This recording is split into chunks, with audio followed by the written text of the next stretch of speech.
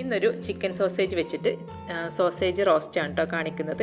നമുക്ക് ചോറിൻ്റെ കൂടെയും ചപ്പാത്തിയുടെ കൂടെയും അപ്പത്തിൻ്റെ കൂടെയൊക്കെ കൂട്ടി കഴിക്കാൻ പറ്റുന്ന നല്ലൊരു അടിപൊളി ഡിഷാണ് കേട്ടോ ഇത്. നല്ല ടേസ്റ്റാണ് ഇത് കഴിക്കാനായിട്ട്. അതുപോലെ നല്ല സിമ്പിളാണ് കേട്ടോ ഇതുണ്ടാക്കിയെടുക്കാനായിട്ട്. അപ്പോൾ അതിന് വേണ്ടിയിട്ട് കുറച്ച് സോസേജ് ഇതുപോലെ ചെറിയ പീസാക്കിയിട്ട് കട്ട് ചെയ്തെടുത്തിട്ടുണ്ട്. മസാലയെല്ലാം സോസേജിലേക്ക് പിടിക്കാനായിട്ട് ഇതുപോലെ ചെറിയ പീസാക്കിയിട്ട് കട്ട് ചെയ്യുന്നതായിരിക്കും നല്ലത്. ഇനി അടുപ്പിലേക്ക് ഒരു പാൻ വെച്ച് കൊടുക്കാം. ഇതിലേക്ക് ആവശ്യത്തിനുള്ള എണ്ണ ഒഴിച്ച് കൊടുക്കാം. ഏത് എണ്ണ വേണമെങ്കിലും നിങ്ങൾക്ക് എടുക്കാവുന്നതാണ്. എണ്ണ ഒന്ന് ചൂടായിട്ട് വന്നാൽ ഇതിലേക്ക് 1/2 ടീസ്പൂൺ വലിയ ജീരകം ഒന്ന് ചേർത്ത് കൊടുക്കാം. ഇതൊന്നും ഇങ്ങോട്ട് ചുമന്ന് വന്നാൽ ഇതിലേക്ക് ഒരു 1/4 ടീസ്പൂൺ ചില്ലി ഫ്ലേക്സും കൂടി ചേർത്ത് കൊടുക്കുന്നുണ്ട്.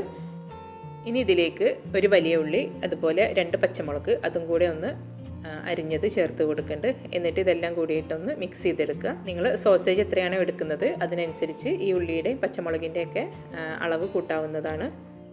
ഇനി ഇതിലേക്ക് ഒരു ടേബിൾ സ്പൂൺ ഇഞ്ചി വെളുത്തുള്ളി പേസ്റ്റും കൂടെ ചേർത്ത് കൊടുത്തിട്ട് നന്നായിട്ടൊന്ന് മിക്സ് ചെയ്തെടുക്കാം. ഇതൊന്നും കൂടെ മിക്സായി വന്നാൽ ഇതിലേക്ക് ആവശ്യത്തിനുള്ള കറിവേപ്പില കൂടി ചേർത്ത് കൊടുക്കുക. കുറച്ച് ഗ്രേവി കൊടുക്കാൻ വേണമെന്നുണ്ടെങ്കിൽ ആ ഒരു രീതിയിലും നമുക്ക് ഈ ഒരു സോസേജ് തയ്യാറാക്കി എടുക്കാൻ പറ്റും. ഇനി ഇതിലേക്ക് ആവശ്യത്തിനുള്ള ഉപ്പും കൂടി ചേർത്ത് കൊടുക്കാം. അടുത്തതായിട്ട് ഇതിലേക്ക് ചേർത്ത് കൊടുക്കുന്നത് മസാലകളാണ്. 1/2 ടീസ്പൂൺ മഞ്ഞൾപ്പൊടി, 1/2 ടീസ്പൂൺ മല്ലിപ്പൊടി, ഒരു 1/4 ടീസ്പൂണോളം മുളക് പൊടി. ഇതെല്ലാം കൂടി ഇട്ട് കൊടുത്തിട്ട് നന്നായിട്ടൊന്ന് മിക്സ് ചെയ്തെടുക്കുക കേട്ടോ. നിങ്ങളുടെ എരിവിനനുസരിച്ച് നിങ്ങൾക്ക് മുളക് ചേർക്കാവുന്നതാണ്. ഇനി ഇതിലേക്ക് ഒരു ടേബിൾ സ്പൂൺ ടൊമാറ്റോ സോസും കൂടെ ചേർത്ത് കൊടുത്തിട്ട് ഇതും കൂടെ ഒന്ന് നന്നായിട്ട് മിക്സ് ചെയ്തെടുക്കുക. ഇനി ഇതിലേക്ക് അടുത്തതായിട്ട് ചേർത്ത് കൊടുക്കുന്നത് നമ്മൾ കഴുകി വെച്ചിരിക്കുന്ന സോസേജാണ്. അത് നന്നായിട്ടൊന്ന് ഇതിലോട്ട് യോജിപ്പിച്ചെടുക്കുക കേട്ടോ. മസാലകളെല്ലാം ഇതിലേക്ക് നന്നായി പിടിക്കുന്ന രീതിയിൽ ഒന്ന് നന്നായിട്ടൊന്ന് ഇളക്കി കൊടുത്തിട്ട് മിക്സ് ചെയ്തെടുക്കുക. ചെറിയ പീസാക്കിയിട്ട് കട്ട് ചെയ്തുകൊണ്ട് തന്നെ ഇതിലേക്ക് മസാലകളെല്ലാം പെട്ടെന്ന് തന്നെ പിടിച്ച് കിട്ടും.